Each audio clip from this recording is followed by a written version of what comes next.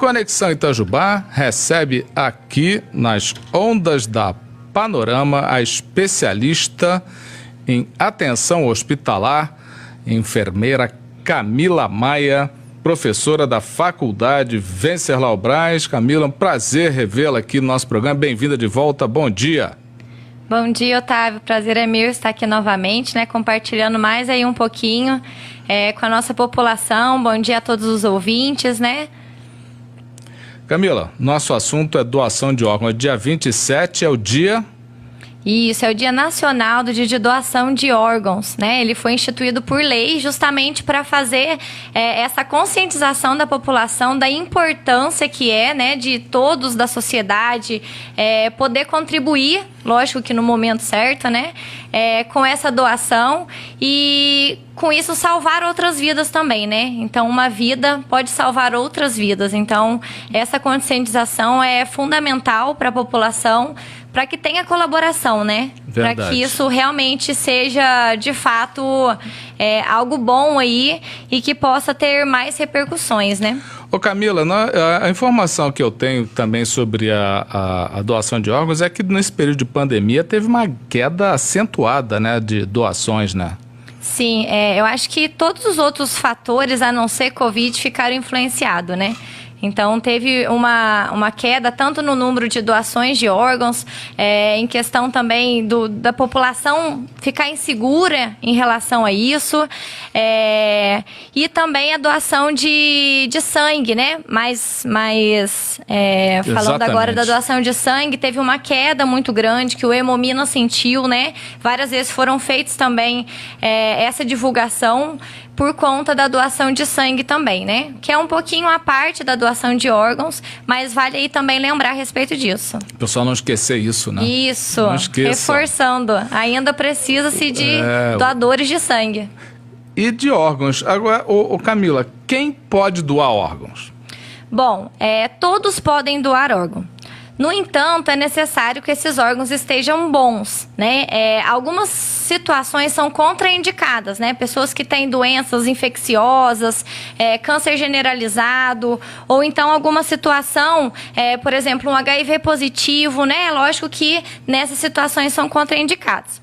Mas antes disso, a gente precisa saber que tem dois tipos de doadores.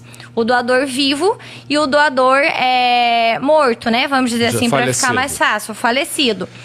O doador vivo, isso pode acontecer, Ele pode estar doando, segundo a lei, até o 4º grau de parentesco ou esposo e esposa, Que isso pode acontecer uma doação de um dos rins, parte do fígado, parte dos pulmões. Então, isso pode acontecer ainda em vida, Que é o que chamamos de doador vivo. E temos a condição do doador falecido, que é quando uma pessoa ela tem a morte encefálica, que pode ser por diversos fatores, um traumatismo craniano, um acidente automobilístico que aconteceu que levou a essa condição, um AVC, o AVE, que é o derrame que o pessoal conhece popularmente. Então, condições como essa pode levar à morte encefálica. E a morte encefálica é o que precisa, para que seja doador. Então, é uma morte, Apesar do pessoal confundir um pouquinho. Pois é. A morte encefálica, ela é diferente do coma. Eu acho muito importante deixar isso claro, Porque o coma, ele é reversível. A pessoa pode voltar do coma, acordar e ter a vida, Já a morte encefálica, não. A partir do momento que houve o diagnóstico de morte encefálica, e esse diagnóstico é muito bem feito, com vários critérios, com um protocolo todo muito complexo, essa morte encefálica, uma vez diagnosticada, não tem erro, Então, não é reversível também. Então, e o pessoal às vezes confunde um pouquinho, mas vai doar, mas vai estar vivo, e se, Então, não tem essa dúvida. Coma é diferente de morte encefálica. O coma pode reverter e a pessoa acordar e depois, continuar sua vida. A morte encefálica, não. Ela não tem reversão de jeito nenhum. Ela não tem reversão de jeito nenhum. Mas Camila, tem uma coisa, um detalhe na morte encefálica que é que os parentes muitas vezes ficam na dúvida de que a morte encefálica, mesmo com morte encefálica, coração continua batendo. Sim. Por que E a pessoa fica quentinha, né? Sim, e isso é uma coisa que gera muita dúvida quando a gente vai conversar com a família, porque quando abre-se um protocolo de morte encefálica, é comunicado à família, né? Então, a equipe de saúde, ela não faz nada escondido da família. É tudo muito bem direcionado, avisa o que vai fazer. Se tem suspeita de morte encefálica, abre-se o protocolo também com a família ciente que está sendo investigado, né? Até essa investigação, ela é feita não só com exames clínicos, mas com exames também de imagem, né? É feita por médicos diferentes, sendo médico neurologista. Então, assim, é um protocolo muito bem fundamentado para que seja, para que tenha esse diagnóstico. E às vezes a família não entende, né? E eu entendo que é difícil de entender, porque realmente você chega lá para ver, daí falou que está em morte encefálica e chega lá, tá respirando, porque tá no ventilador mecânico, daí você põe a mão, tá quente, fala, não, mas espera aí, não tá morto. Mas o que acontece? A morte encefálica é essa perda de função total do cérebro, e a gente sabe que o cérebro comanda o nosso corpo inteiro. Então, a partir do momento que ele não tem mais funcionamento nenhum, automaticamente, questão de horas, os demais órgãos vão estar parando também, né? Então, a central desligou. Então, se a central desligou, pode ser que naquele momento ainda tem esse batimento do coração e precisa-se disso para que se mantenha o órgão para doação. Mas esse batimento não vai durar muito. Não vai durar muito. E às vezes o familiar, né, depois que fica sabendo o diagnóstico de morte encefálica, ele vai lá fazer a visita e a gente permite isso, né, porque a gente não faz nada escondido dos familiares, como eu disse, e às vezes eles não entendem, né, mas é questão de horas e os demais órgãos vão parar e ele não vai mais poder doar alguns órgãos que precisa-se ainda se manter ativo ali para que seja feita essa captação e posteriormente essa doação e transplante, né? Para a pessoa que quer ser doadora, o que ela precisa fazer? O mais importante de tudo, Otávio, é avisar a família. Por que tem que avisar a família? Porque hoje, segundo a lei, é a família que decide. Então, você pode deixar escrito, você pode deixar na carteirinha, você pode fazer uma carta. Se a sua família, depois em óbito, né, ela fala, não vai doar, essa doação não é feita. Então, é pela família, né? Então, é os familiares ali que decidem. Então, se você tem intenção de ser doador, né, comunique a sua família, a gente fala que é o ato mais importante, porque é eles que vão decidir por você, né? Então, acho que é fundamental e a sua família tá sabendo, porque muitas das recusas, a família não saber. Nossa, mas eu não sabia se ele queria ser doador ou não. Ah, melhor não doar. Então, a gente perde de salvar outras vidas porque nem a família sabia se a pessoa queria ser doador ou não, né? Apesar de ser um assunto não tão gostoso de falar, mas é preciso, porque nesse momento quem decide é a família. Agora, bom, então se você pretende doar seus órgãos, fale com a sua família. Não adianta fazer testamento, fazer documento, botar no cartório, que a família chegar lá e falar, não vai doar, acabou. Exatamente. É isso? Isso. Quando a família aceita, a família aceitou, quais são os órgãos que podem ser doados?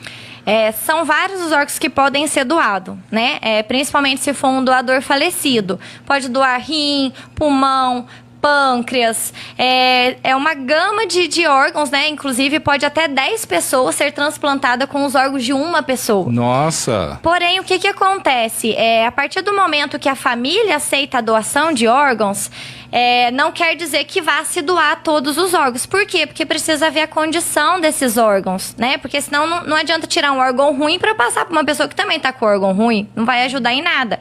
Então, é feita uma bateria de exames para ver a condição desse órgão, para ver se é possível retirar para doação, né? Captar, que a gente fala, captação de órgãos, para essa doação.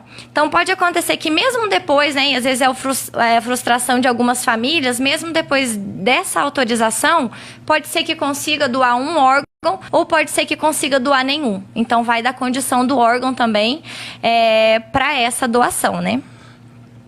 Isso aí é super importante, ou seja, pode fazer o bem a 10. Exatamente. Olha que interessante. Agora, vamos falar de uma outra coisa importante, que é o outro lado. Quem vai se beneficiar do transplante?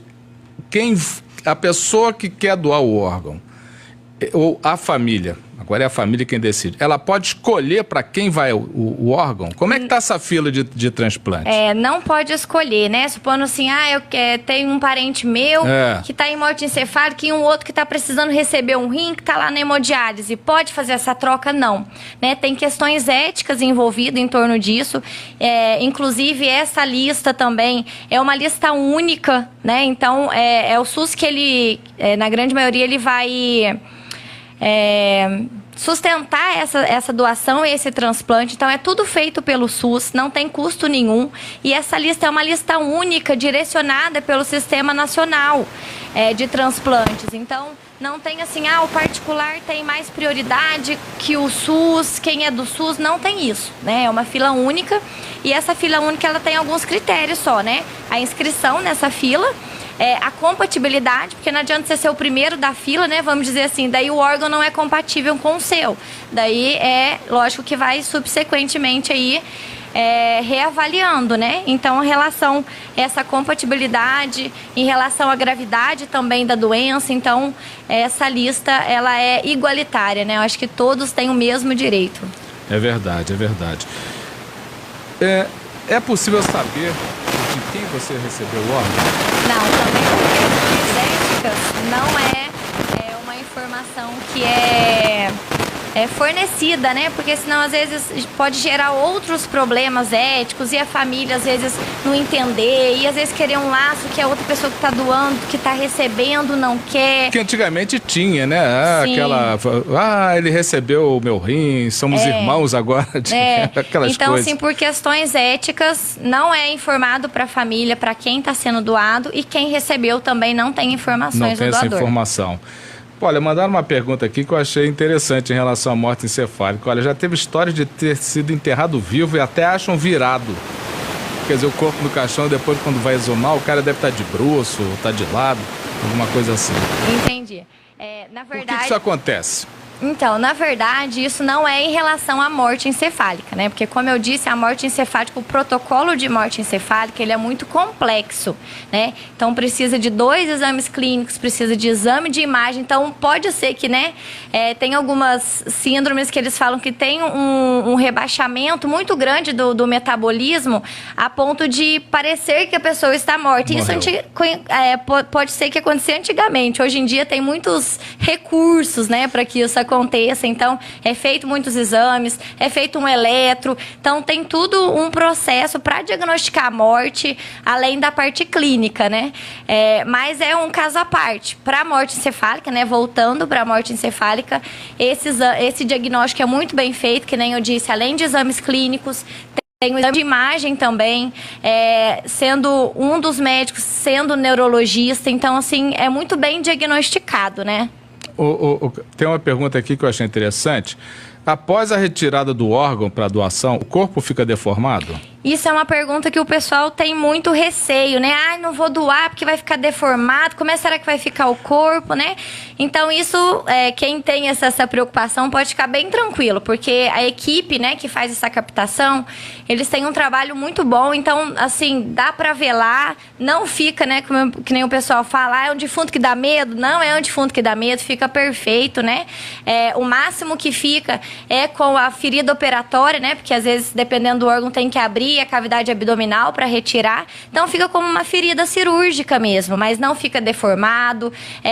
Não precisa ter esse receio, né? Porque pode ser velado normalmente, caixão aberto, nada que contraindique aí para depois ser velado. Quem é que paga essa conta? O SUS. Todo o processo de doação é pago pelo SUS? Exatamente. Todo o processo é o SUS que banca. Inclusive, o Brasil é o segundo país do mundo que faz o maior número de transplantes, né? Temos várias equipes de transplantes aqui no Brasil e a gente só perde para os Estados Unidos. Então, a gente estamos, né, no ranking de um dos países que mais transplantam, né? Que faz doação e transplante de órgãos. Ô Camila, o que o pessoal mais pergunta sobre doação? O que tem mais dúvida? O que tem mais... Bom, essa questão da morte encefálica, com certeza, Sim, deve dar muita confusão. Essa é a mais difícil de compreensão, né? É uma situação que a gente entende, né? Se a pessoa é uma pessoa muito querida, se ela é uma pessoa a quem todos gostavam, querem ter ali com a mãe ou um pai, ou, enfim, uma pessoa que seja muito querida da família, você aceitar a morte... Sim. É uma dificuldade. E aí se chega lá, a pessoa está deitada, respirando, né? Quentinha, né? Coração batendo, pronto, né? Porque todo mundo vai ali no nariz, né? O pessoal tem essa mania, né? Que é o que pode ter gerado no passado essa questão do enterrado vivo, né? Bota a mão no nariz, bota um espelhinho, né? Pô, tá respirando. Não, tá vivo. E não tá, né? Realmente, a morte é uma coisa, é a única certeza nossa da nossa vida, né? Mas é a mais difícil da gente compreender. Então, tudo que está relacionado ao óbito, é difícil a gente aceitar, né? E ainda mais pelo processo, quando, né, tudo isso que você disse, que está envolvido aí em relação à morte... Mas é necessário a gente falar sobre isso para que outras vidas sejam salvas a partir da nossa, né? E é uma pergunta que já fizeram pra gente: ah, mas a gente não vai querer doar, Camila. E aí, pode deixar aqui na UTI? Não pode, porque a morte encefálica é o diagnóstico de morte, então é preciso tirar da UTI, né? Para que vidas que possam ali ter outras chances possam ocupar esse lugar. Né? Então a gente entrega o corpo, a gente até fala, olha, então se não for doar, porque eles acham assim, não vou doar, vou deixar aqui mais um pouco na UTI para ver se acontece mais alguma coisa, né? E na verdade, a partir do momento que foi fechado o diagnóstico de morte encefálica e realmente a família não quer doar, a gente avisa que vai estar entregando o corpo para ser velado, né? Então não há muito o que fazer. Não há muito o que fazer. Camila, só mais uma pergunta.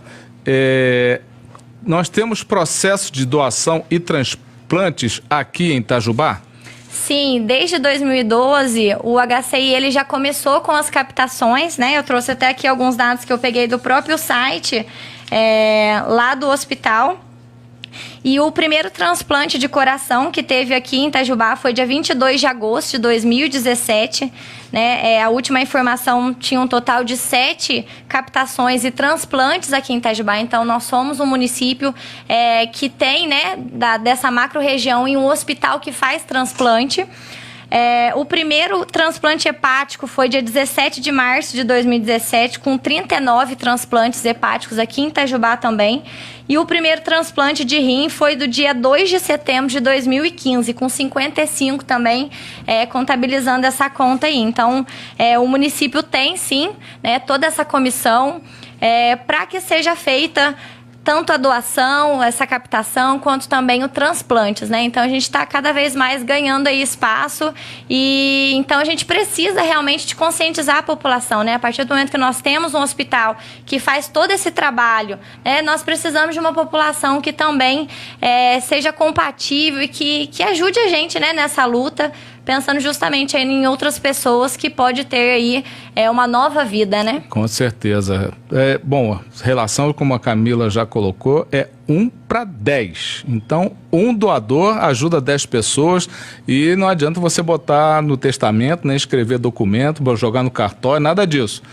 Fala com a sua família e avisa. Olha aqui, quero doar, que meus órgãos todos sejam doados. Contanto que o fígado esteja bom, né? Que aqui uma das coisas que se doa muito é fígado, né? Como a Camila falou. O fígado esteja bom. Então já vai cuidando do seu corpo para fazer uma doação legal. Camila, valeu demais. Você sempre mandando bem. Aluna de Dr. Nilo Baracho, né? Sim. Que é o próximo entrevistado. E foi um grande prazer estar com você aqui. Volte sempre. Eu que agradeço, fique com Deus, mando um abraço aí também para toda a comunidade da FWB e agradeço aí mais uma vez a oportunidade. Essa é a enfermeira Camila Maia, especialista em atenção hospitalar, professora da Faculdade Venceslau Braz, participando do nosso programa aqui nas Ondas da Panorama.